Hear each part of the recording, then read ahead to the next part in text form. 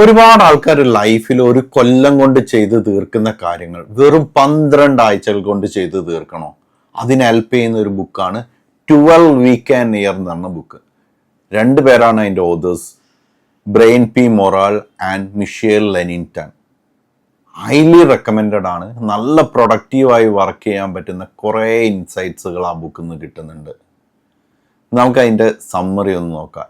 ഞാനത് കേട്ടിട്ട്, ഞാൻ ഓഡിയോ ബുക്കാണ് കേട്ടത്, എനിക്ക് മനസ്സിലായ അതിൻ്റെ ഒരു സമ്മറി അല്ലെങ്കിൽ എനിക്ക് അതിൽ നിന്ന് പെട്ടെന്ന് കിട്ടിയ കുറച്ച് പോയിന്റുകൾ നോക്കാം. ഈ ബുക്ക് തുടങ്ങുന്നത് തന്നെ ഒരു മിത്ത് പൊളിച്ചുകൊണ്ടാണ്. നമ്മൾ ചെറുപ്പത്തിലൊക്കെ നോളജ് ഈസ് പവർ എന്ന് കേട്ടിട്ടുണ്ട്.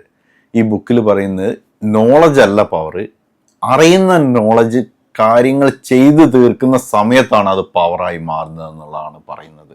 ആക്ഷൻ എടുക്കുന്ന സമയത്താണ്, കാര്യങ്ങൾ ചെയ്തു തീർക്കുന്ന സമയത്താണ് അത് പവറായി മാറുന്നത്. ഒരു കാര്യങ്ങൾ അതിലിപ്പോൾ ഉദാഹരണവും പറയുന്നുണ്ട്. ഇപ്പം നമ്മൾക്ക് ഹെൽത്തി ആവണം, അതിനെക്കുറിച്ചൊക്കെ എല്ലാവർക്കും അറിയാം. നല്ല എക്സസൈസ് ചെയ്താൽ ഹെൽത്തി ആവും എന്നൊക്കെ എല്ലാവർക്കും അറിയാം. നല്ല ഹെൽത്തി ഫുഡ് കഴിക്കണം എന്നൊക്കെ അറിയാം. പക്ഷെ അത് അറിയാത്ത പ്രശ്നം കൊണ്ടല്ല ആൾക്കാർ ഒബീസിറ്റി അല്ലെങ്കിൽ പൊണ്ണത്തടി ഒന്നും വരുന്നത്. അറിവില്ലായ്മ അല്ല അവിടെ ആൾക്കാർ ആക്ട് ചെയ്യുന്നില്ല, ആക്ഷനാണ് അവിടെ കുറവ്. അപ്പം ഇതിൽ പറയുന്നത് നമ്മളെ നോളജ് അല്ല നമുക്ക് അവിടെ പ്രശ്നം, ആക്ഷൻ എടുക്കാത്തത് കൊണ്ടാണ് പല പ്രശ്നങ്ങളും നമുക്ക് ചെയ്തു തീർക്കാൻ പറ്റാത്തത് എന്നുള്ളതാണ്.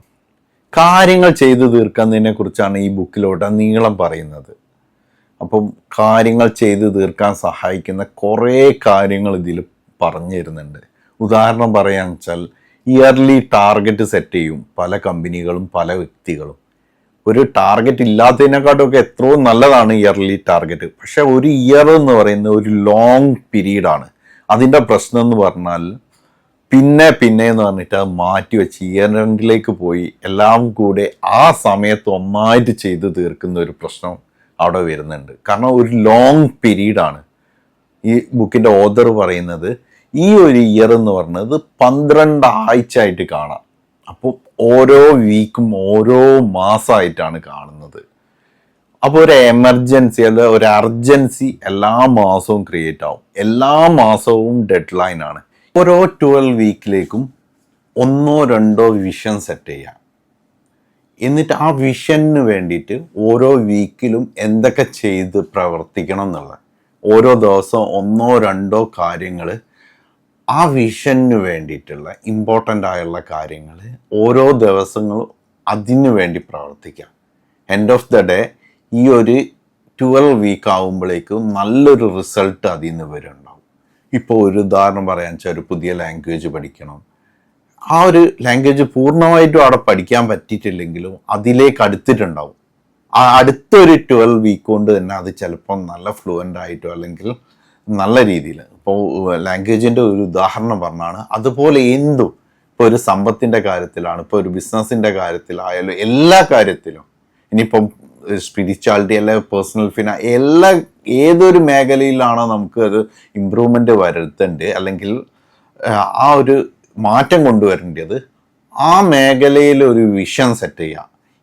വിഷൻ സെറ്റ് ചെയ്യാന്ന് പറയുമ്പോൾ നമ്മൾ മുമ്പ് കാണണം നമുക്ക് എവിടെ എത്തണം എന്നുള്ളതിൻ്റെ കൃത്യമായൊരു പ്ലാൻ നമുക്ക് വേണം. ഇപ്പോൾ ഉദാഹരണം പറയാൻ വെച്ചാൽ, എൻ്റെ ബിസിനസ്സിൽ ഇത്ര സെയിൽസ് കൊണ്ടുവരണം, ഇത്ര റവന്യൂ കൊണ്ടുവരണം, ഇന്ന ഒരു എമൗണ്ട് തന്നെ അത് ഇന്നെന്ന വേയിൽ കൂടെ കൊണ്ടുവരണം. ആ വേ കിട്ടാൻ വേണ്ടിയിട്ട് ഇന്നെന്ന ദിവസം ഇന്നെന്നത് ഞാൻ പ്രവർത്തിക്കണം, ഇന്നത് എൻ്റെ ടീമിനെ കൊണ്ട് പ്രവർത്തിക്കണം.